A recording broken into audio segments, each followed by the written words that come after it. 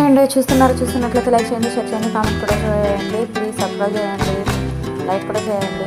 అయితే బాండీలు పెట్టేసానండి, ఆయిల్ అయితే పోసేసాను. ఆయిల్ అయితే హీట్ ఆవాలు మెంతులు జీలకర్ర అయితే వేసుకుంటున్నాను. ఏం చేస్తున్నాను అనుకుంటున్నారా? మామిడికాయ చావల పులుసు అయితే చేస్తున్నానండి. అవి చెట్పట్లాడిన తర్వాత కరివేపాకు ఆనియన్స్ అయితే వేసుకునేయాలి. ఆనియన్స్ త్వరగా మగ్గాలంటే కొంచెం సాల్ట్ అయితే వేసుకోవాలండి. సాల్ట్ వేసి కలిపేసుకున్నాము.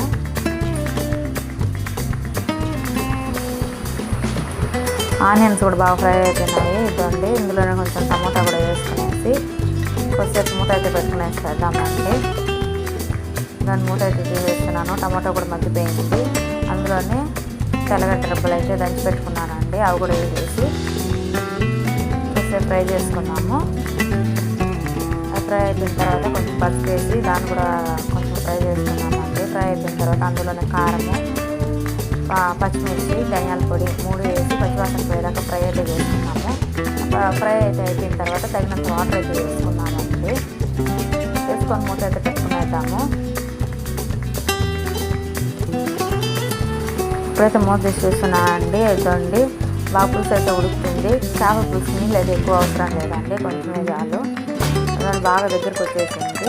అప్పుడైతే చేప ముక్కలను అయితే అందులో వేసుకున్నామండి. చేపలను ఎప్పుడు కూడా ముక్కలు వేసిన తర్వాత ఎక్కువసేపు కలపకూడదండి, అట్లే మూత పెట్టుకున్నానండి.